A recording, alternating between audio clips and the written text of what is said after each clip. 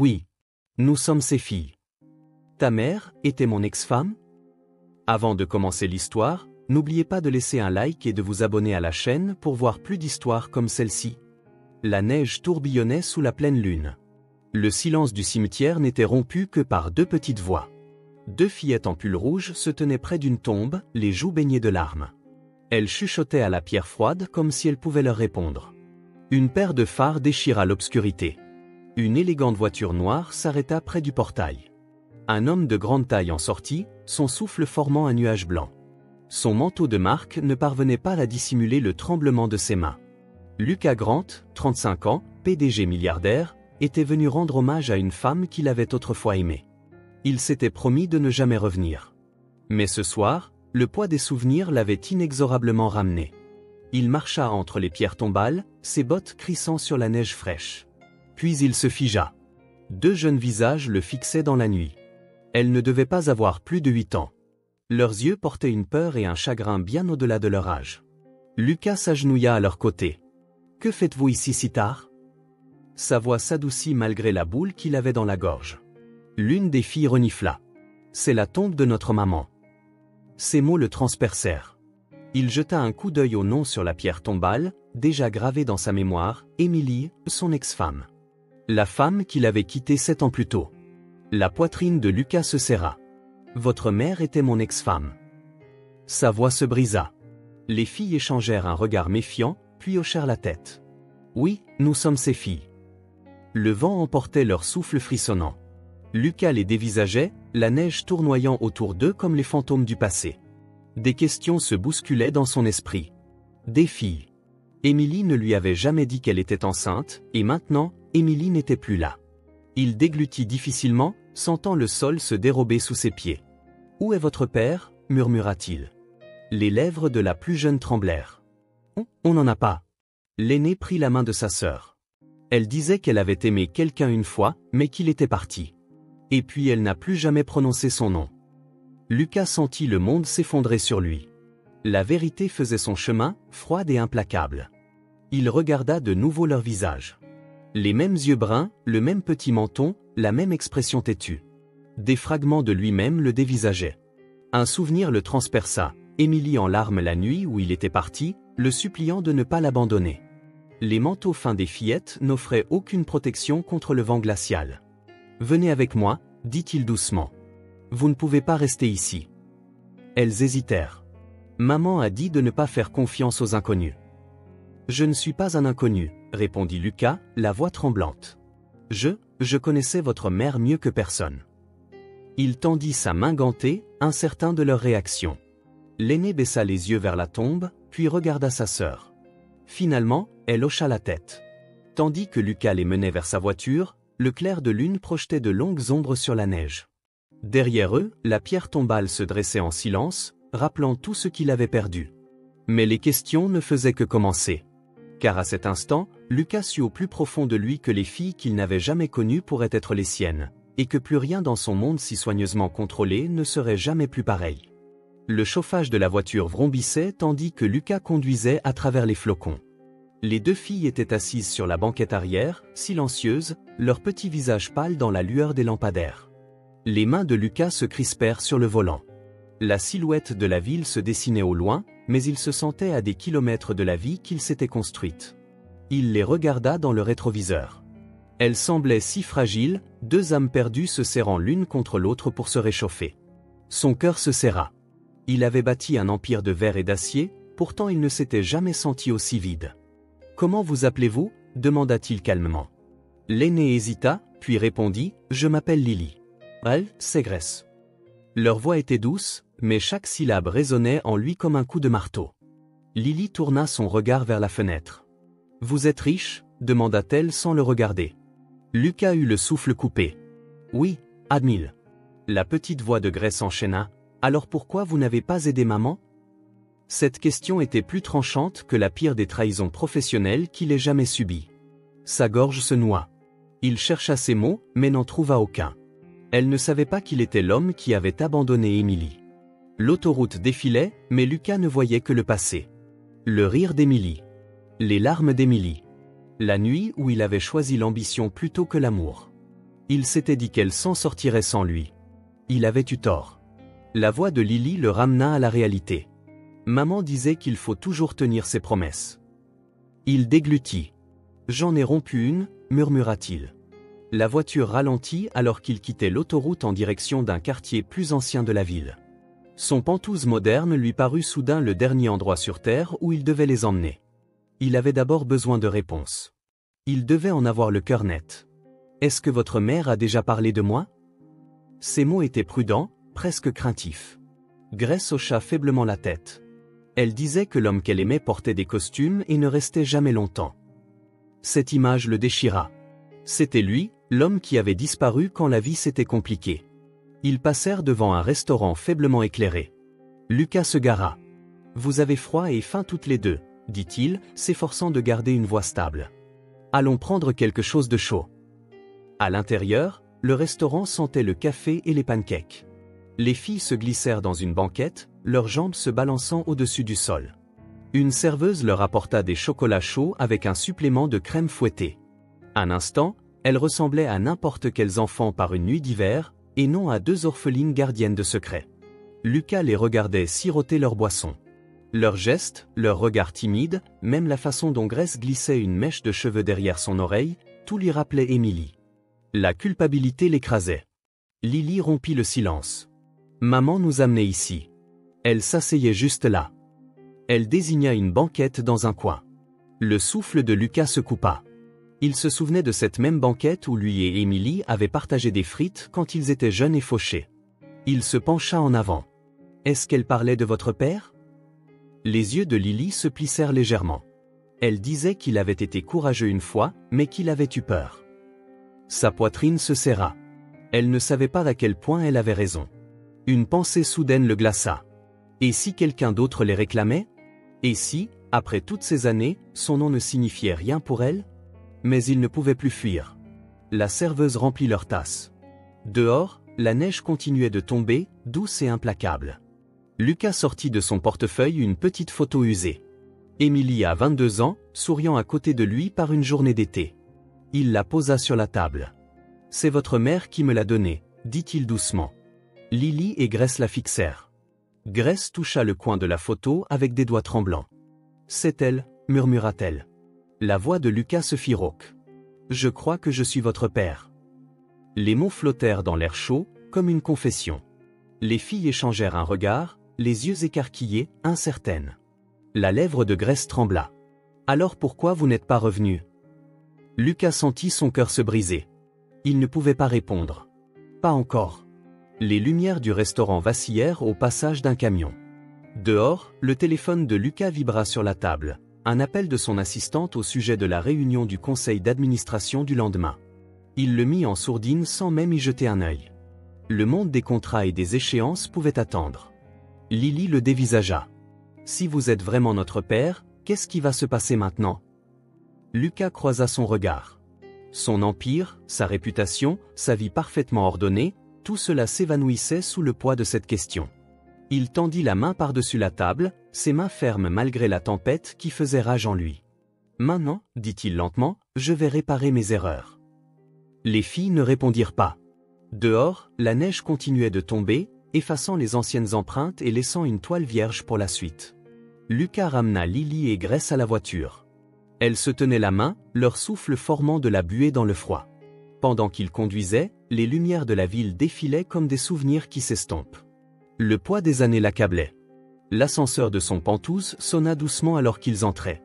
Le sol en marbre, les murs de verre et les meubles de créateurs semblaient soudainement vides.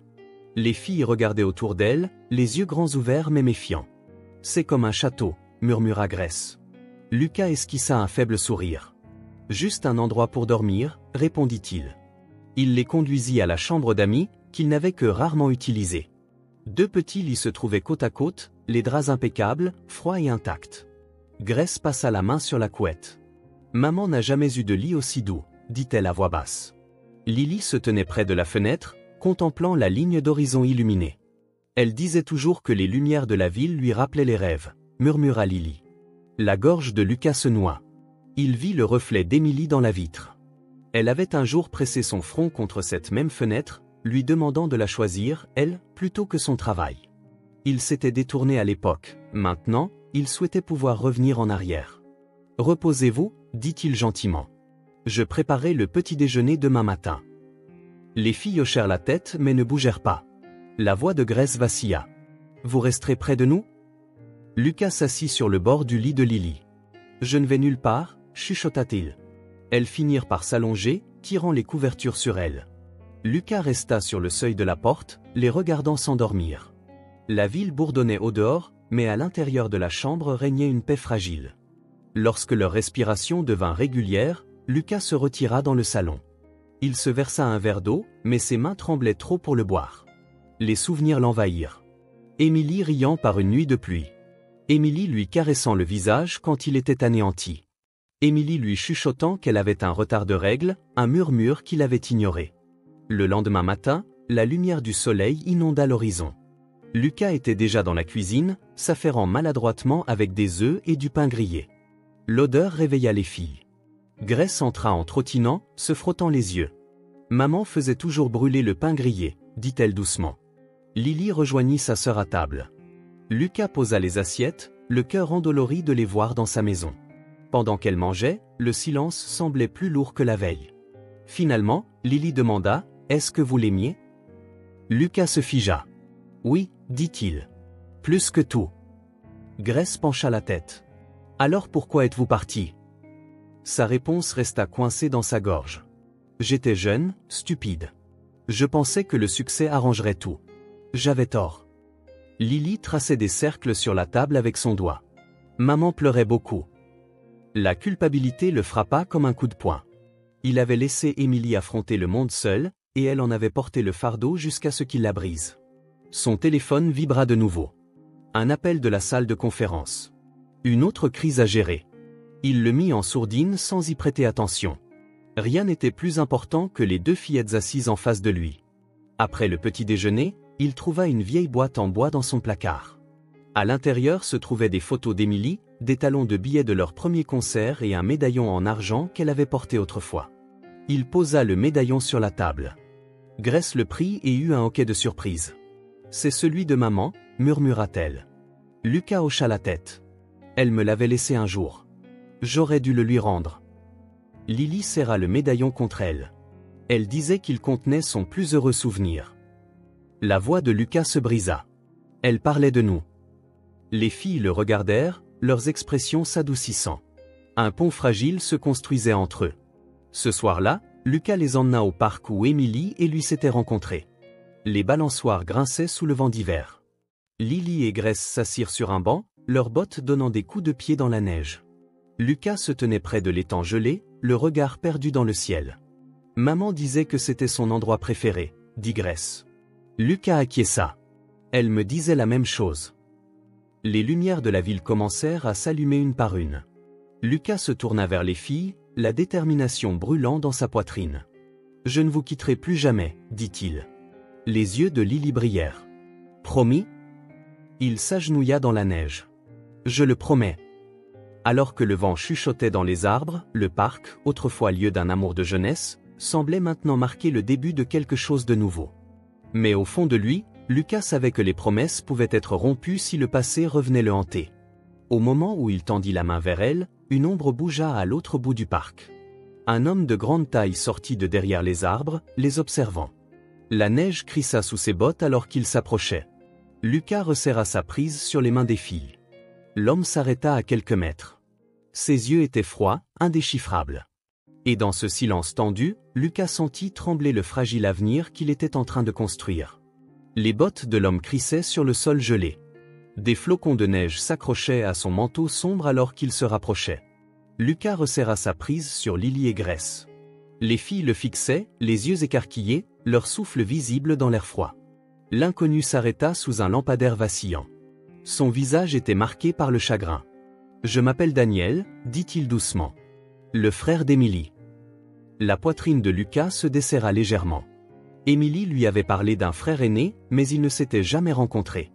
Le regard de Daniel se porta sur les filles. « Vous ne devriez pas être dehors si tard », dit-il gentiment. La voix de Lily trembla.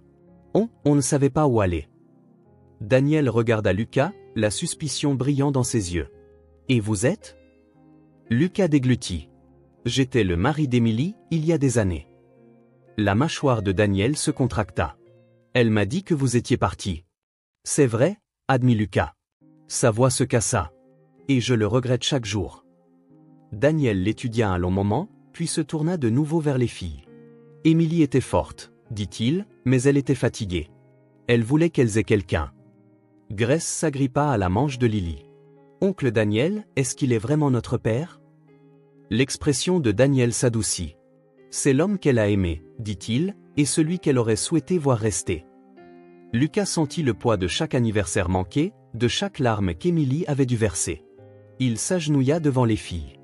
Je ne peux pas effacer le passé, dit-il, la voix tremblante. Mais je peux être là maintenant. Je peux me battre pour vous. Les yeux de Lily brillèrent. Vous allez rester? Lucas hocha la tête. J'ai fini de fuir. Daniel expira un nuage de buée dans l'air hivernal. Alors prouvez-le, dit-il. Ces filles méritent mieux que des promesses non tenues. Ils retournèrent tous les quatre à la voiture sous la neige tombante. Personne ne parlait, mais quelque chose avait changé, une confiance fragile naissait dans la nuit froide. Le lendemain matin, la lumière du soleil inondait les fenêtres du Penthouse. Lucas préparait des pancakes, l'odeur emplissant l'air. Les filles rirent doucement quand Grace essaya d'en retourner un et faillit le faire tomber. Un instant, ce son fut comme la vie qui reprenait ses droits dans un lieu longtemps désert. Daniel était assis au comptoir de la cuisine, observant la scène. Il prit finalement la parole. Émilie a toujours cru que les gens pouvaient changer, dit-il. Lucas posa une assiette devant lui. Je passerai le reste de ma vie à prouver qu'elle avait raison. Lily passa le médaillon en argent autour de son cou. Elle disait que son plus heureux souvenir était là-dedans, chuchota-t-elle. Lucas toucha doucement le médaillon. Elle parlait du jour où nous avons rêvé d'une famille, dit-il. Ils passèrent la journée à trier la boîte en bois contenant les souvenirs d'Émilie. Les filles traçaient du doigt de vieilles photos, écoutant des histoires sur le rire de leur mère, son entêtement, son amour pour les ciels d'hiver. Lucas ressentait chaque histoire à la fois comme une blessure et un cadeau. Ce soir-là, Lucas les ramena au cimetière. Le ciel était clair maintenant, les étoiles perçant l'obscurité. Ils se tenaient tous les quatre devant la tombe d'Émilie. Lucas s'agenouilla, balayant la neige de la pierre. « J'ai été un lâche, murmura-t-il. Mais je te le promets, Émilie, elles ne se sentiront plus jamais seules. » Lily et Grace se tenaient de chaque côté de lui, leurs petites mains agrippées à ses épaules. L'ombre de Daniel s'étirait derrière eux, silencieuse mais stable. Lucas se releva et fit face aux filles. « À partir d'aujourd'hui, dit-il fermement, nous recommençons à zéro. » Le vent murmura dans les arbres, doux et bas, comme s'il portait l'approbation d'Émilie. Les yeux des filles scintillaient dans la lumière des étoiles. Grace chercha la main de Lucas. « Vous ne partirez pas ?»« Jamais, dit-il. » Ils se tournèrent vers la voiture, leurs empreintes fraîches dans la neige. Lucas jeta un dernier regard à la pierre tombale, le cœur à la fois brisé et en voie de guérison. Les lumières de la ville brillaient à l'horizon, non plus comme des symboles d'une ambition vide, mais d'un avenir qu'il était enfin prêt à embrasser. Il avança, tenant les filles près de lui. Daniel suivait tranquillement, gardien silencieux de cette famille qui avait été fracturée mais pas détruite. La neige tombait doucement derrière eux, couvrant les anciennes traces, ne laissant que le chemin à venir. Et pour la première fois depuis des années, Lucas sentit l'espoir prendre racine là où le regret avait longtemps régné. Il ne connaissait pas toutes les étapes de la route qui l'attendaient, mais il savait qu'il la parcourait avec Lily et Grace. Peu importe la durée ou la difficulté du voyage, ensemble, ils s'avançaient dans la nuit, porteurs de l'amour d'Émilie et de la promesse d'un nouveau départ.